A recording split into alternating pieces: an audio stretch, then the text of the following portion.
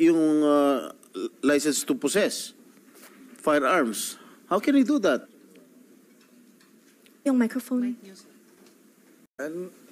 应该几年前哦， Ginagago tayo. 有认识以前一个警察吧，他说他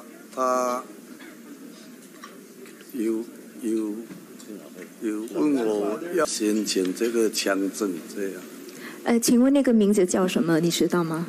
那个我英文名也忘记了，那个好就是几年前了，因为这个英文的我都不懂得记。 Okay. So before a few years ago, there was a police who offered me and asked me if I want to buy a gun. Who is that police? According to Mr. Yang that I asked a while ago, so he doesn't know the name, the English name, because he doesn't know English. Alam mo, ginagago tayo nitong Chinese national to. Marunong ka ba Tagalog at magbisaya eh? Kunwari lang, hindi ka marunong eh. I know you understand Tagalog and the Visayan language. Ginagago mo kami. You're making a fool out of us Filipinos here.